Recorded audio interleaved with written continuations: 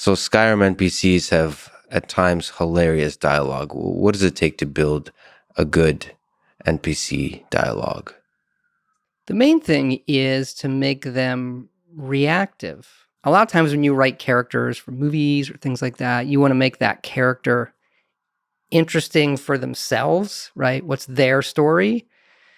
And there's some characters like that the player definitely cares about, but the best characters are the ones that react to you. Mhm. So you'll find a lot of people love our guards, and the guards are written almost purely to be reactive. Hey, nice tie. I like your jacket. Do this cool watch. Hey, what'd you do? And so that, hey, you're the man as you walk by, that makes them interesting. Or the way they react to something that you do. Lydia in Skyrim, who everybody loves, I'm sworn to carry your burdens.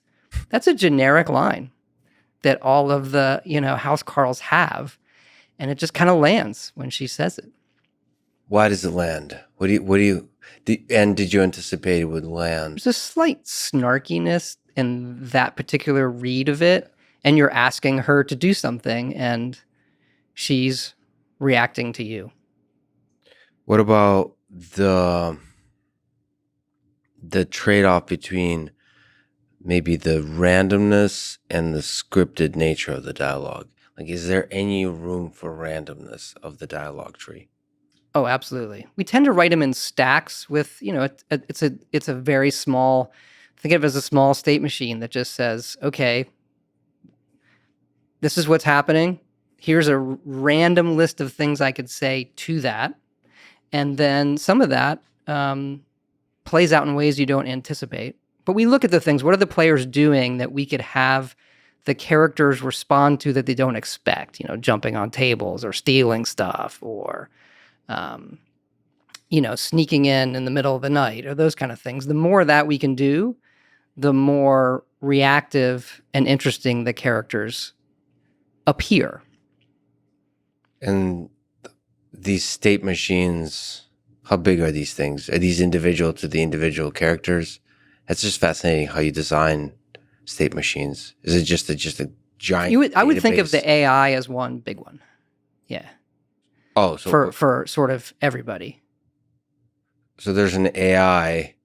There's a manager for all the people. Yeah. And one of the things it's a people manager. Right. Nice. One of the things that makes what we do particularly unique is, and this is a trade-off for what people are seeing, because a lot of it's not on the screen, but we're using cycles to run this, which is we're thinking about everybody in the whole world all the time. The ones that are further away at a much less tick rate, they go into low, but we know if they want to walk across the world, and we're running every quest at the same time. Yeah. Whereas in other open world games, you start an activity, the rest of the world's going to shut down so that they can really make that as impactful. I really prefer that the rest of it's going on. It's more of a simulation that we're building. So when those things collide, that's where it gets the most interesting. And so we're running all of those people and understanding where they want to go and their cycles and what they want to do. And the ones that are closer to you, we just update a lot more. It's one way to think about it. I mean, that's really fascinating. It's something that people had, they were wondering about to what degree it's possible to run the world without you. So there is a feeling to role-playing games that you're at the center of the world and the whole world rotates around you, as it does in normal life. Like when we walk around, right. When you forget yourself, you start to take yourself very seriously. Like you are the center of the world. You forget that there's 8 billion people on Earth, and you forget that they have lives. That's actually a sobering realization that they all have really interesting life stories, and they have their worries. They suffer in different, complicated ways. And yet, when you play a role-playing game, both computationally and from a storytelling perspective, you wonder if the world goes on without you. Like if you come back, if you take a break and you come back, is there still a bustling town that now has a history since you have last visited? So to what degree can you create a world that goes on without you? or goes on at the same time as you do your thing, whatever the heck you're doing? We don't prioritize the stuff you can't see. So it's more like an amusement park. If you study like the design, our level designers did this, how do they build Disney World in these places? So it still exists for you, the player.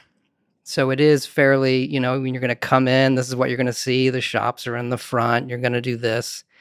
It's just for us to make it far more believable and get some more emergent behavior that not just make that sort of the verisimilitude of what you're in for that moment, but you buy it all. I always say, like, we got to do the little things so that you buy the reality of the virtual world you're in. So we want to do something crazy, when a dragon lands or a deathclaw comes out of the wasteland or those kind of things that it has the impact to you as the viewer that it would to the people in the world. Okay. But still, you are simulating stuff that's close to you. It is a bit of a simulation going on. Oh, absolutely. Yes. And so that creates some interesting dynamics then. And the stuff that we're looking at in the future, our plan is to push that even more, to think about how these things exist in the world first.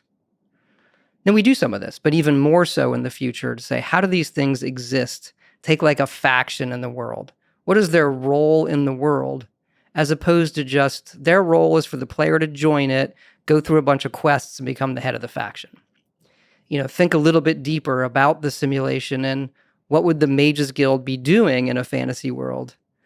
Or the Fighters Guild be doing in a fantasy world versus just sign up, do quests, get gold. And so that when you show up to that Mages Guild, it's a bustling guild full of stuff going on. It's not just that it's bustling, it's that they feel rooted in it. They don't feel like a storefront for come here, do quests, get experience. Is that one of the essential components of randomly generated worlds? So when I think back to Daggerfall as a gigantic world, when I first played it, I thought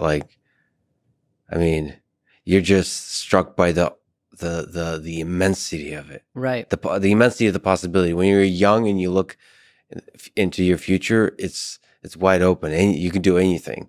And that's what Daggerfall felt like. The openness was gigantic. And Daggerfall is interesting coming off Arena, where Arena does the same thing, but Daggerfall in many ways is bigger despite focusing on an area because of how the density of, okay, this is how much physical game space we'll do for these villages and towns. And it does feel endless, even though you're looking at a map that has constraints. And Daggerfall actually was a touchstone for us going into Starfield for how we do the planets, because there's a different kind of gameplay experience when you just wander outside a city in Daggerfall than, follow a quest line and go to this place and it's completely handcrafted and everything around every corner we've kind of placed like Skyrim.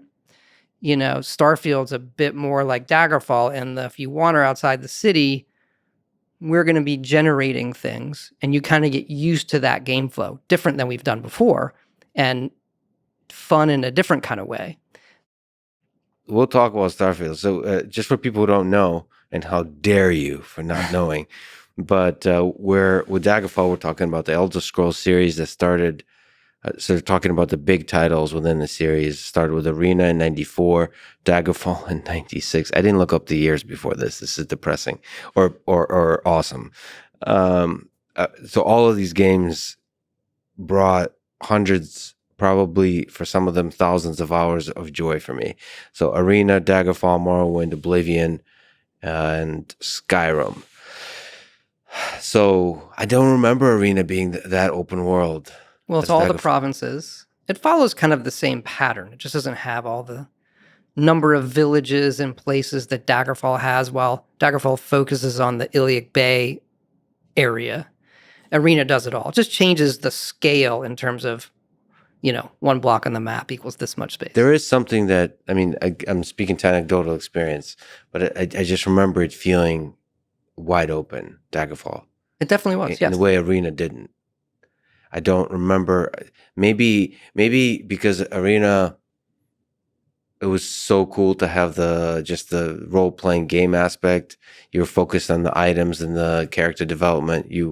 Daggerfall has a lot more depth, particularly in the character system. That's what it introduces, all of the skills and those kind of things. Arena, it's a game I love. And it's very, very elegant. If you look at the first one, where it's just an XP-based system, do this, get XP, level up. Very classic role-playing game. Daggerfall digs deep into who's your character, how are you going to develop it, what are your skills, there's advantages, there's disadvantages. And the environment going full 3D from Arena, which is actually like a 2.5D Doom-style engine, that I agree with you that Daggerfall feels like there's more possibilities when you're playing it. Were you able to like look up to the sky in Daggerfall? Yep. My memory it's full 3D, yeah. So that's what full 3D means. And then you can go outside the city. You can walk outside the city. You can do that in Arena too, but it looks more fakey, right? It's all going to be a flat plane. Here comes things, and then a dungeon entrance is a 8-bit. Here comes a little flat coming at the camera.